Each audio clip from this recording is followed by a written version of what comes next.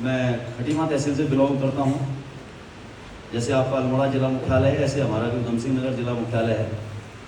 और 23 साल मैंने इंडियन आर्मी में नौकरी की है। और इंडियन आर्मी में नौकरी करते करते मुझे ये AWPL का प्लेटफार्म मिला है। जैसे आज आपको ये प्लेटफार्म के बारे में जानकारी दी है इस हॉल में, तो मैं आशा करता हूँ आपको ये जानकारी अच्छी लगी होगी या फिर बहुत अच्छी लगी होगी। या आप ही लोगों से जानना चाहूँगा कि कैसी लगी। कितने लोगों को ये जानकारी अच्छी लगी, जरा हाथ खड़ा करें। तो बहुत बढ़िया। कितने लोगों को बहुत अच्छी लगी? अब वो हाथ खड़ा करें जिन्होंने अच्छी लगी नहीं और बहुत अच्छी लगी नहीं, कहीं हाथ खड़ा नहीं किया। बहुत बढ़िया। इसका मतलब अभी आए हो आप, शुरू से बैठे हो। चलो बहुत बढ़िया। एक बार इनके लिए जोरदार तालियां होनी चाहिए कि शुरू से बैठ करके भी इनके समझ में अभी तक कुछ नहीं आया। और ये दुनिया में इकलौते आदमी नहीं है। जिस दिन मैंने ये प्लान देखा था, सुना था, उस दिन मेरे समझ में भी कुछ नहीं आया था। सारी बात समझ में ऐसा होता है। ये प्लान ही हमारा ऐसा है कि ये समझ में किसी के कुछ नहीं आता है एकदम से। कोई व्यक्ति एक बार में समझता है, कोई दूसरी बार में, कोई तीसरी बार में, कोई 5वीं बार में, कोई 10वीं बार में।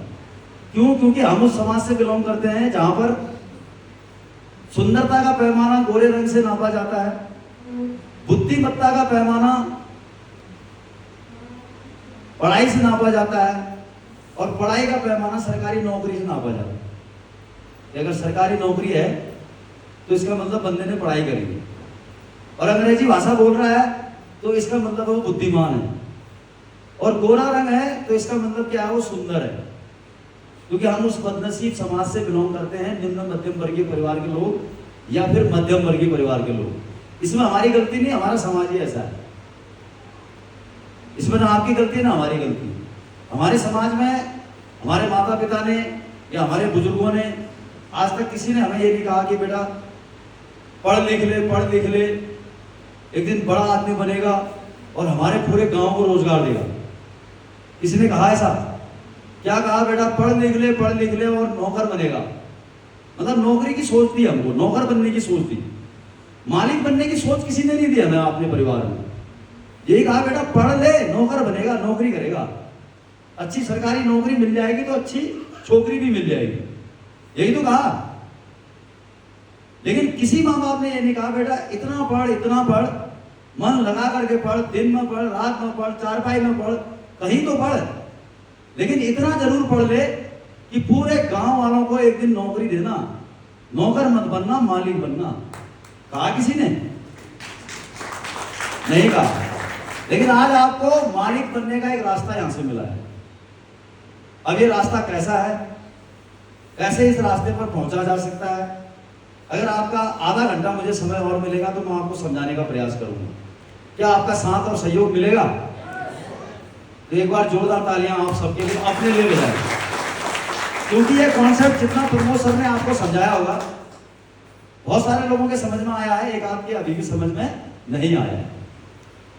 मैं प्रयास करूंगा कि इस कॉन्सेप्ट को आपकी दिल की गहराइयों तक उतारने का, ताकि आप इस कॉन्सेप्ट को सही तरीके से समझ पाएं और आने वाले समय में अपने परिवार के खुद मालिक बन पाएं, अपने बिजनेस के खुद मालिक बन पाएं, और अपने आने वाली पीढ़ियों को, अपने साथियों को, बेरोजगार युवाओं को आप एक रोजगार का सही पैमाना भी, सही आईना भी दिखा सकें।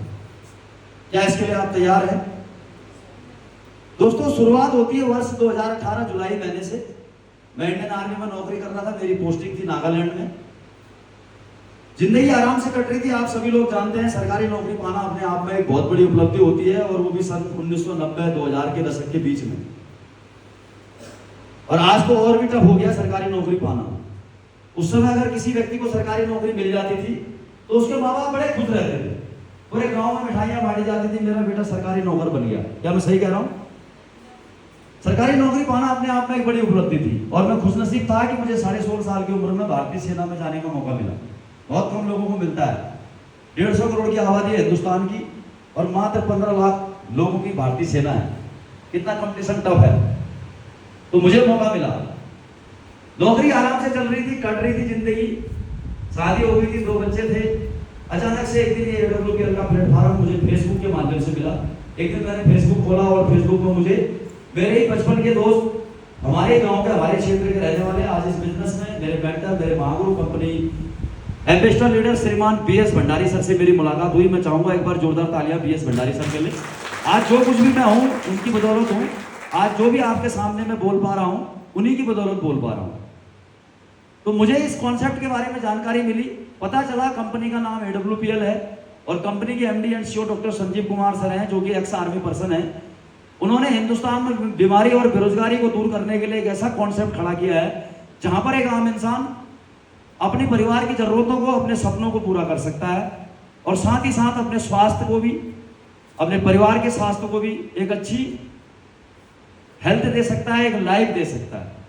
दोस्तों, मेरे घर में भी प्रॉब्लम थी। मेरी माता जी को लकवा था, सन 2014 में लकवा हो गया था।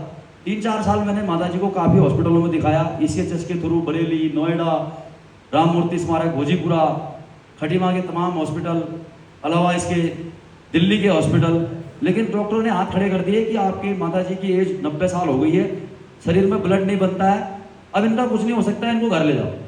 माता जी बिस्तर पर थी, लैट्रिन पेशाब सब बिस्तर पे होता था, खाना पीना बिस्तर पे होता था, बच्चे मेरे छोटे थे, वाइफ बड़ी परेशान रहती थी। जब मुझे इस कॉन्सेप्ट के बारे में पता चला तो मैंने कहा क्यों ना यार, जब सारा इलाज करके देख लिया है तो एक बार आयुर्वेद को भी अपना लिया जाए, क्यों ना आयुर्वेद में भी भरोसा कर लिया जाए।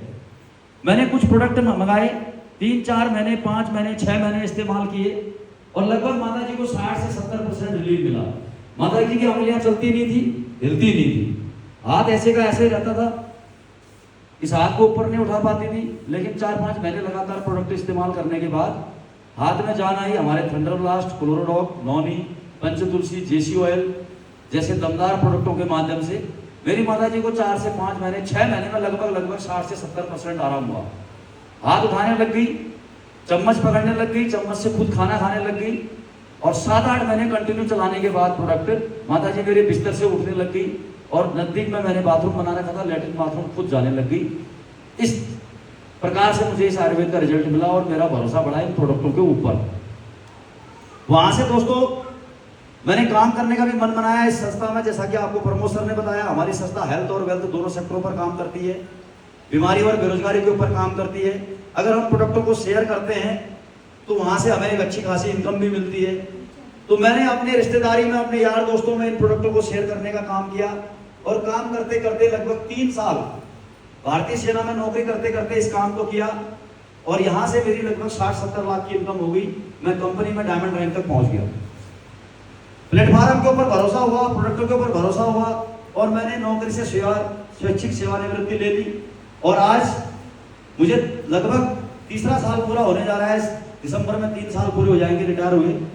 इस पूरे 5.5 साल के ड्यूरेशन के दौरान मैं यहाँ से इस संस्था का 11वां रैंक यानी कि ब्लू डायमंड रैंक हासिल कर चुका हूँ। लगभग 2.25 करोड़ की अर्निंग यहाँ से हासिल कर चुका हूँ और आज यहाँ से Thailand, Dubai, Malaysia, Maldives, Switzerland जैसे देशों की यात्राएं कर चुका हूँ, जो कि एक फौजी इंसान के लिए अपने आप में बहुत बड़ी उपलब्धि है।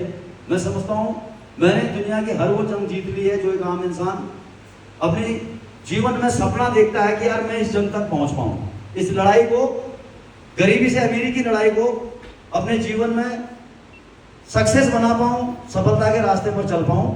आज मैं इस प्लेटफॉर्म के माध्यम से वो मुकाम हासिल कर चुका हूं। आखिर ये मेरे जीवन में कैसा बदलाव आया, कैसे मैं आगे बढ़ पाया, ये आप देख सकते हैं। मेरी फौज की लाइफ है, कैसे मैं आराम से फौज में जिंदगी जीवन जी रहा था और कैसे AWPL मेरे जीवन में आई तो मेरी जिंदगी बदली हो गई। 22-23 साल की नौकरी में कभी कार लेने की सोच नहीं बना पाई। आज इस प्लेटफॉर्म के माध्यम से एक लैंड रोवर डिस्कवरी स्पोर्ट जिसकी कीमत आज 1.25 करोड़ रुपए है मार्केट में, दूसरी गाड़ी 22 लाख की टाइवान टॉप मॉडल, 2 गाड़ियां आज मैं यहाँ से मेंटेन करता हूँ। अगर आज बात करूँ तो जहां भी जाता हूँ, हर क्षेत्र में जहां जहां मेरी टीम है, चाहे खटीमा हो, हल्द्वानी हो, अल्मोड़ा हो, बागेश्वर हो, दोराहाट हो, लोग मुझे जानते हैं, एक पहचान आज मेरी है। नहीं तो उससे पहले अगर मैं फौज में नौकरी कर रहा था तो मेरे को गांव का ग्राम प्रधान भी नहीं जानता था, गांव के लोग भी नहीं जानते थे, यहाँ तक कि मेरे रिश्तेदार मुझे नहीं पहचानते थे। यानी कि इस बिजनेस से मेरी एक पहचान बनी, लोग मुझे जानने लगे। पैसा तो हर कोई कमाता है, हर किसी के खाते में होते हैं, पैसे की बात अलग है। पैसा तो आदमी जिस फील्ड में काम करेगा वहां से आएगा। लेकिन इस फील्ड से आप एक नाम, एक पहचान और एक अच्छी खासी इनकम, तीनों चीजें जनरेट कर सकते हैं, जिस प्रकार से मेरे जीवन में आई। आखिर ये बदलाव कैसे आया, इसको मैं अगली स्लाइड में समझाने का प्रयास करूंगा। क्या आपका साथ और सहयोग मुझे मिलेगा? आवाज नहीं आई, मिलेगा? फिर भी आवाज नहीं आई, मिलेगा? ओके दोस्तों, ये मेरे जीवन में कैसे संभव हो पाया, इसको थोड़ा सा समझने का प्रयास करेंगे। पैसा हमारे जीवन में बहुत इंपॉर्टेंट रोल रखता है। कोई व्यक्ति कहता है ना, क्या करेगा पैसे का यार, कितना पैसा पैसा कर रहा है यार, क्यों भाग रहा है, कहां भाग रहा है, कहां तक जाएगा इस पैसे को लेकर के। तो मैं आपको बता दूं दोस्तों, पैसे को लेकर के आज तक कोई बंदा कहीं गया नहीं। पैसा किसी ने खाया नहीं, पैसा किसी ने पहना नहीं, पैसा किसी ने ओढ़ा नहीं, और पैसे की गठरी बना के कोई आज तक स्वर्गलोक में गया नहीं, और ना कोई भविष्य में जाने की किसी की उम्मीद है कि मरने के बाद छाती में रख के ले जाएगा, ऐसा भी नहीं। हाँ, इतना जरूर है कि पैसा हमारे जीवन में पैदा होने से लेकर मरने तक बहुत बड़ा रोल रखता है। पैसा हमारे लिए एक टूल है जिससे हम अपने इमोशन को प्रकट करते हैं। इमोशन को प्रकट करने का टूल है। अगर हमारे पास पैसा है तो हमारे बच्चे अच्छे स्कूल में पढ़ेंगे, अच्छा खाना खाएंगे, अच्छा कपड़ा पहनेंगे और हम खुश रहेंगे। कभी हमारे बच्चों को दिक्कत नहीं आएगी, परेशानी नहीं आएगी। जब बेटा पैसा मांगेगा बेटे को दे सकते हैं, बेटी मांगेगी बेटी को दे सकते हैं, पत्नी मांगेगी पति को दे सकते हैं, और पति मांगेगा पत्नी से तो पत्नी दे सकती है। और जब मन माफी पैसा मिल जाता है बच्चों को, माँ बाप को, भाई बहन को, तो सब खुश रहते हैं, परिवार में शांति रहती है। और अगर पैसा नहीं हुआ तो पति पत्नी का कत्ल कर दे रही है, पत्नी पति का कत्ल कर दे रहा है, बाप बेटे का कत्ल कर दे रहा है, बेटा बाप का कत्ल कर दे रहा है। कारण पैसा। क्या मेरी बात से आप सहमत हैं? कुल मिलाकर के जिसके पास पैसा नहीं है वो क्या कर रहा है? पैसा तो हर कोई कमा रहा है, सुबह से लेकर शाम तक रोज पैसा पैसा पैसा कर रहे हैं, पागल हो रहे हैं पैसे के लिए। लेकिन पैसा पूरी जिंदगी भर काम करके, दौड़ धूप करके भी सफिशिएंट पैसा नहीं कमा पा रहे हैं। अगर कोई आदमी नौकरी कर रहा है, 30 साल नौकरी करने के बाद 30 लाख रुपए ला रहा है रिटायरमेंट पर, और 30 लाख रुपए का उसको न तो हल्द्वानी में, न तो अल्मोड़ा में कोई एक प्लॉट भी नहीं मिल पा रहा है। प्लॉट खरीद रहा है तो उस पर 30 लाख का मकान नहीं बना पा रहा है, फिर भी भाग रहा है, पैसा पैसा कर रहा है, घर से निकल रोज रहा है लेकिन पहुंच कहीं नहीं रहा है, बैंक बैलेंस है नहीं, भागा दौड़ी बहुत तेजी के साथ हो रही है, नौकरियां है नहीं, फिर भी पैसा कमा रहा है इंसान। और आप सब लोग जानते हैं पैसे से किसी मरे हुए इंसान की जिंदगी को खरीदा नहीं जा सकता, लेकिन किसी जीवित इंसान को मौत के मुंह में जाने से जरूर बचाया जा सकता है। कितने लोग हैं मेरी बात से सहमत? हाथ खड़ा करें। क्या मैं सही कह रहा हूं? अब बात करते हैं पैसा आएगा कहां से। पैसा दो तरीके से आता है, तो अच्छा काम कर लो या तो बुरा काम कर लो। नंबर 1 बुरा काम। बुरा काम क्या है? आज आप देख रहे हैं साइबर अपराध बहुत तेजी के साथ बढ़ रहे हैं, ऑनलाइन ठगी का कारोबार हो रहा है, फर्जी नौकरी के स्टाम्प पेपर दिए जा रहे हैं कि आपकी नौकरी लगी थाईलैंड में, दुबई में, मलेशिया में, मालदीव में, लो स्टाम्प पेपर बना करके बांट दिए जा रहे हैं। पैसा कमाने के लिए लोग एक दूसरे का अपहरण कर ले रहे हैं, एक दूसरे को गोली मार दे रहे हैं, अपने बच्चों की खुशी के लिए किसी दूसरे बच्चे का गला घोट दे रहे हैं, उसको गोली मार दे रहे हैं, जहर खिला दे रहे हैं। यहां तक कि हल्द्वानी में तो एक केस आया था, एक महिला ने अपने पति को सांप से ही डसवा दिया। पढ़ा किसी ने? किसने पढ़ा? जरा हाथ खड़ा कर। लास्ट में जब पुलिस इंक्वायरी हुई तो पता चला उसका कारण भी पैसा ही रहा, कि पति ने पत्नी को मनमाफी पैसा खर्च नहीं करने दिया, और पति ने एक सवेरे को बुला करके अपने पति को सांप से डसवा दिया। ऐसे ऐसे काम हमारे और आपके क्षेत्र में हो रहे हैं, समाज में हो रहे हैं पैसा कमाने के लिए। पैसा कमाने के लिए नकली दूध आ गया है, नकली घी आ गया है, नकली सेब आ गया है, नकली चावल आ गया है, प्लास्टिक के चावल मार्केट में आ गए। ये सब काम हो रहे हैं पैसा कमाने के लिए। अस्पताल में कोई माता बहन हमारी एडमिट हो रही है डिलीवरी के लिए, सिजेरियन केस के लिए, और पता चल रहा है उस अस्पताल में सिजेरियन डिलीवरी तो करी लेकिन महिला की एक किडनी निकाल दी, किडनी का रैकेट चल रहा है। बहुत बाद में पता चल रहा है एमआरआई सीटी स्कैन कराने के बाद कि महिला गई थी पथरी का या सिजेरियन का ऑपरेशन कराने और उसकी एक किडनी चली गई। दिल्ली का एक बहुत बड़ा हॉस्पिटल, मैं नाम नहीं लूंगा, दिल्ली का एक बहुत बड़ा हॉस्पिटल इस किडनी रैकेट में अभी 4 महीने पहले पकड़ा गया है। बहुत नामी गिरामी हॉस्पिटल है। कितने लोगों ने न्यूज सुनी है? हाथ खड़ा करें जरा। बहुत बढ़िया, इनके लिए जोरदार तालियां। ये समाज के जागरूक नागरिक हैं, समाज में क्या हो रहा है इसकी जानकारी रखते हैं। ये तो बहुत सारे लोगों को तो इसकी जानकारी भी नहीं होती समाज में हो क्या रहा है। इसीलिए हमें न्यूज भी देखना जरूरी है। समाज के साथ साथ चलते रहने के लिए हमें समाज के साथ साथ अपडेट होना जरूरी है। इस दुनिया में जो आदमी अपडेट नहीं होगा वो बहुत पीछे चला जाएगा। उदाहरण के तौर पर हमारे कंपनी के एमडी साहब कहते हैं, दोस्तों बस 1911 में अगर मैं आपको पूछूं कितने लोगों ने आज तक हवाई जहाज की यात्रा करी है, हाथ खड़ा करें। अपनी जेब से पैसा लगा करके, सरकारी पैसे से नहीं, अपनी जेब से पैसा लगा करके कितने लोगों ने हवाई जहाज की यात्रा करी है? 1 2 3 4 5 6 7। इस हॉल में अगर 60 लोग मौजूद हैं तो 60 में से 7 का आंकड़ा है। लेकिन आप सोचो हवाई जहाज का निर्माण कब हुआ? 1911 में। अरविंद राइट दोनों भाइयों ने करा।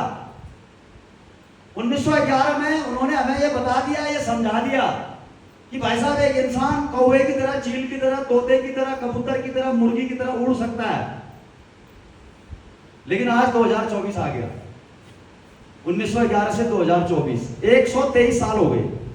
हमारी कंपनी के एमडी साहब बताते हैं कि इंसान की सोच कैसे डेवलप होती है। 1911 से 2024 तक हमारी सोच डेवलप नहीं हो पाई और एक इंसान ने 1911 में बता दिया कि आप भाई साहब उड़ सकते हैं कौवों की तरह, चील की तरह, आसमान में, बादलों के ऊपर। लेकिन हम सोच नहीं बना पाए कि यार हवाई जहाज में बैठना हमें चाहिए। इंसान ने इंसान के लिए बनाया है। क्या उसमें गाय, भैंस, ऊंट, बैल, बकरी बैठ सकती है हवाई जहाज में? बैठ सकती है।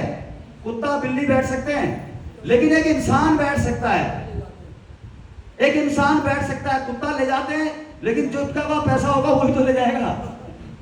कुत्ता अपने आप टिकट काट के थोड़ी बैठ सकता है, लेकिन इंसान तो बैठ सकता है ना। लेकिन सोच नहीं बन पाई कि एक इंसान ने 1911 में कहा साहब आप उड़ सकते हो, बता गया, पूरी दुनिया को जहाज बना गया। लेकिन 2024 आ गया, हम अभी तक जहाज में बैठने की सोच नहीं बना पाए। इसका मतलब हम अपडेट नहीं है समाज के साथ। हम 123 साल पीछे हैं समाज से।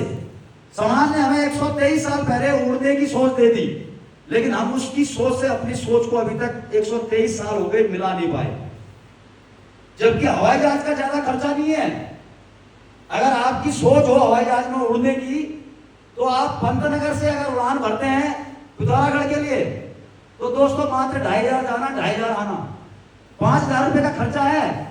ज्यादा बड़ा खर्चा नहीं है। पंतनगर से अगर जयपुर जाते हैं तो 4000 जाना, 4000 आना, मात्र 8000 का खर्चा है। इस हॉल में ऐसा कोई आदमी नहीं होगा जिसके पास 8000 होंगे नहीं, या 8000 आज तक कमाए नहीं होंगे, या जिसकी जेब से 8000 गुम नहीं हुए होंगे। 8000 रुपए तो जब 2016 में नोटबंदी आई, 500 के नोट आपको घर में ही नहीं मिल रहे होंगे। यार मैंने छुपाए तो थे, ये गए कहाँ? तकिए के नीचे गए, गद्दे के नीचे गए, कहाँ रखे? अलमारी के नीचे रखे। 8000 तो ऐसे ही गुम हो गए होंगे आपके घर में ही।